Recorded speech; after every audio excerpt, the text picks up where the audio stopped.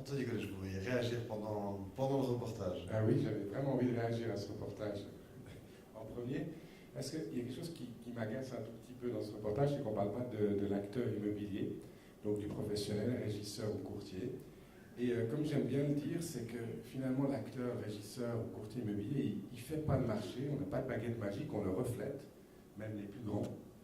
Et on vient nous voir avec des projets et on nous demande avec une baguette magique de régler des problèmes pour lesquels on doit impérativement être intégré dès le début du processus. Et j'ai toujours très peur, quand je vois ce genre de reportage, qu'on oublie de consulter ceux qui ensuite devront réaliser l'opération, c'est-à-dire la louer ou vendre des appartements.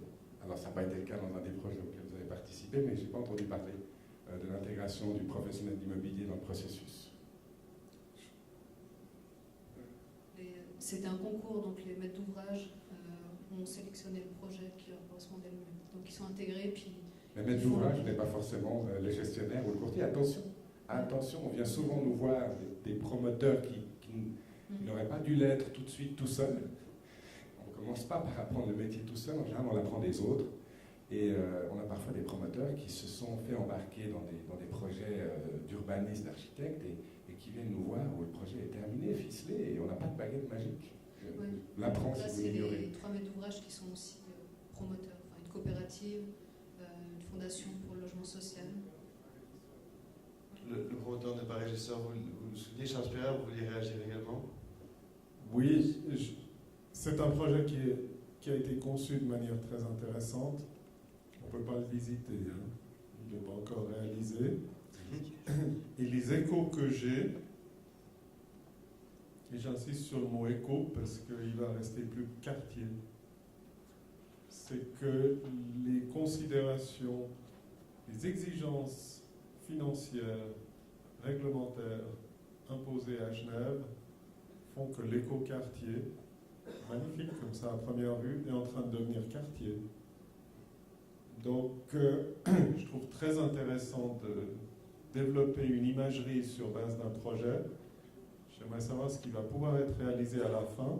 Et c'est cette réalisation qu'on pourra comparer à ce qui a été fait par des promoteurs, appelons-les traditionnels, comme ceux qui vous parlent.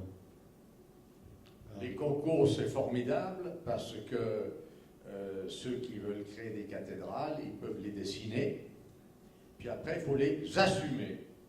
Et il y a des millions en francs qui sont jetés à la poubelle parce que ceux qui rêvent ou ceux qui dessinent avec une grande dextérité sur le crayon oublient la gomme et par conséquent, il faut commencer derrière. Et quand les corporations de droit public lancent des concours, il y a des architectes très doués qui font des objets absolument irréalisables et on doit jeter le concours à la poubelle pour recommencer et fabriquer juste. Ça, c'est une petite remarque très d'actualité. Maintenant, je dois très humblement avouer que vous m'avez complètement convaincu que dorénavant, nous ne ferons plus que du social et plus que de la mixité. Alors qu'on avait fait quand même un peu de PPE, de logement libre. Alors je demande à la salle de me voter un crédit non remboursable d'1 milliard pour que ces 5 prochaines années, on puisse aller dans le sens de ce que je viens de vous dire. J'imagine que vous voulez réagir, Marie-Paul Thomas. Il ne faut pas confondre sociologie et social. Enfin, on n'a jamais dit qu'il fallait construire des logements sociaux partout. Enfin, c'est aussi bien voir ça. Mettre la sociologie dans vos métiers, s'accompagner de différentes armes, est-ce que c'est l'évolution que vous voyez dans vos métiers? Il va falloir de plus en plus faire appel à des études de ce type-là, voire même dans vos équipes, voire même dans la formation des personnes qui sont appelées à être des promoteurs immobiliers, pour intégrer ces choses-là, alors qu'on le faisait peut-être un peu moins avant? Oui, on le faisait. On le faisait sans nécessairement le savoir. Voilà. Exactement. Mais on va probablement voir une intensification du recours à ces réflexions. Et l'exemple que je citais de ces LMI, donc de ces logements à dimension flexible au Charmy,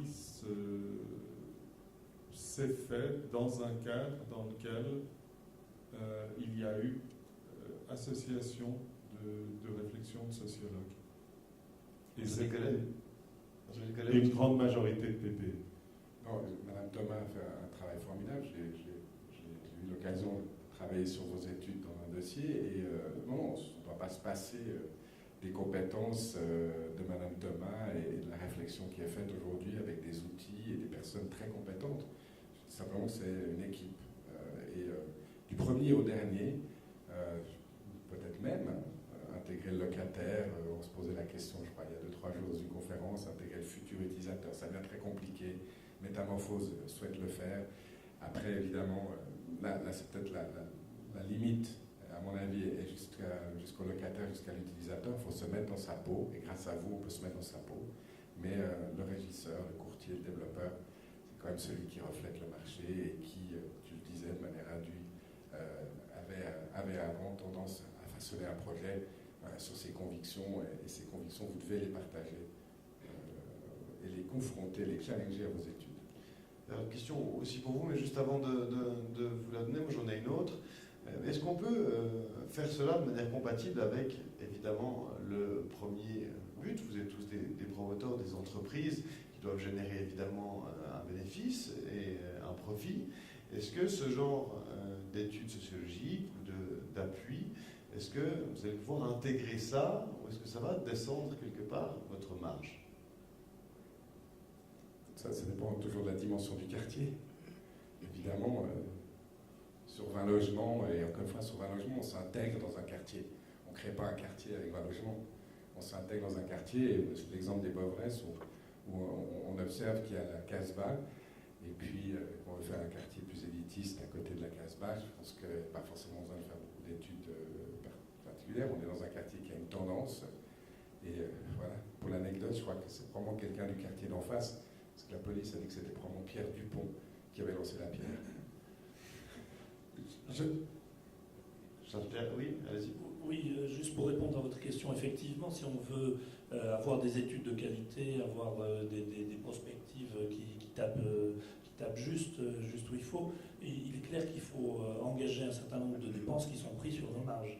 C'est clair. Et ça vous paraît être votre responsabilité aussi? Ben oui, moi je pense en tant que promoteur immobilier. À partir du moment où on atteint un détail critique, et évidemment, comme disait Anthony, pour une promotion de 20 logements, ça me semble inutile. Par contre, lorsqu'on commence à construire des ensembles qui dépassent les 100-150 logements, c'est de notre responsabilité, oui. Moi, j'irais au-delà de la responsabilité. Je pense qu'on revient au point de départ qui était celui d'adéquation à travers le marché. Finalement, ce que certains ont peut-être oublié parce que le marché est très porteur, c'est que les logements que nous construisons doivent trouver preneur. Et on a tout intérêt, quand il y a un projet de grande envergure à concevoir, à intégrer les réflexions qui nous permettent de le concevoir de telle manière qu'il trouve plus facilement preneur. Et la marge peut absolument ne pas être touchée si ces réflexions et le fait de viser juste permettent de mieux vendre, de vendre plus rapidement ou de vendre 3 francs le mètre carré plus cher. Et c'est couvert. Donc, pour moi, c'est de nouveau le marché qui doit nous amener à intégrer ces réflexions, et c'est ce que, visiblement, plusieurs d'entre nous font, et tous, plus ou moins intuitivement, sans le savoir. Ensuite, on aura une question. Justement, raconter une anecdote sur ces analyses sociologiques, c'est que finalement, la sociologie et puis l'immobilier, c'est pas forcément très éloigné. Quand on a sorti les premiers résultats de ces études, les premières personnes qui sont venues nous voir puis qui ont été convaincues justement qu'il faut approfondir la demande ont été justement les promoteurs immobiliers. Et 2 ou 3 ans après, à force d'arguments, en essayant de convaincre les gens, les collectivités publiques commencent à s'intéresser gentiment à cette notion de mode de vie et essayent de dépasser la mixité sociale de revenus. Mais ce n'est pas encore gagné. Et ça emmène sur le deuxième point que soulevait M. Spirer, sur, bien sûr, donc on a fait tout ce travail sociologique, construction de beaux bâtiments, un concours, mais le quartier, il n'est pas encore construit, puis on ne sait pas ce que ça donne. Et comme justement on est dans un cadre très contraint de normes, avec des systèmes système de fonctionnariat qui applique les mêmes règles, on parlait tout à l'heure de l'urbanisme de plan, donc qui applique les mêmes règles copier-coller depuis 40 ans et qui des fois n'a pas su se mettre à jour en termes d'innovation, en termes de projet. On n'est pas sûr que les belles idées qui étaient dans ce projet puissent être réalisées justement parce qu'on confronte le projet urbain, donc le projet immobilier qui peut correspondre à une demande qui existe actuellement dans la société, à des normes très strictes. Et donc toute la question c'est peut-être est-ce qu'il ne faudrait pas faire un lobbying de manière générale pour enfin changer ces outils qui ne sont plus du tout adaptés à la réalité urbaine et à la réalité de la construction. Pour boycotter la construction, refuser de construire tant que les choses ne changent pas. Une question. Oui, bonjour Jean-Marc Sandre, je ne suis pas du tout dans les milieux de l'immobilier, mais j'ai entendu vos réticences sur le logement social, je les comprends, elles sont économiquement logiques. C'est-à-dire qu'il y a bien quelqu'un qui devra les payer à un moment ou à un autre. Mais comment vous positionnez-vous par rapport au nouveau mot magique dans les collectivités publiques, qui est le PPP, le partenariat public-privé? Est-ce que vous avez déjà eu des expériences de ce type? Comment vous voyez la possibilité de développer des programmes en partenariat directement avec ceux qui ont quand même assez souvent la maîtrise d'un point dont on a très peu parlé aujourd'hui, qui est le foncier et qui est le terrain? Quand on doit développer un énorme quartier, je ne sais pas, au hasard, il y a des énormes quartiers qui vont être développés à Yverdon, entre la gare et le lac, est-ce que vous seriez prêt à vous investir dans un partenariat public-privé ou est-ce que c'est des éléments que vous traitez avec une certaine réticence? Qui veut répondre le premier? Je laisse M. Nico. Bernard Nico. Ben, la réponse, elle est oui. Mais pour l'instant, et en Suisse, parce qu'en France, ça s'est fait bien avant, les PPP sont faits pour des projets de très grande envergure, avec des corporations de droit public, avec des infrastructures, alors que les quartiers, eux, sont beaucoup plus légers. Donc si on veut faire un immense projet, comme il y en a un près de Paris, à 3,5 milliards d'euros, ça passe par le PPP, forcément, même si le fils de Sarkozy n'est pas le président de l'association. Mais il y a différentes formes de partenariat public-privé, donc je crois qu'un acteur immobilier qui veut continuer à se développer doit l'intégrer dans tous ces schémas, et on le fait volontiers. Il y a, je vois M. Disbach, le pape de la coopérative parmi nous, et du logement social, mais il y a d'autres formes aussi de logements sociaux qui vont venir sur le marché, j'en suis convaincu. Je pense qu'il n'y a pas uniquement la coopérative et le subventionnement. M. Disbach, d'ailleurs, a d'autres expériences.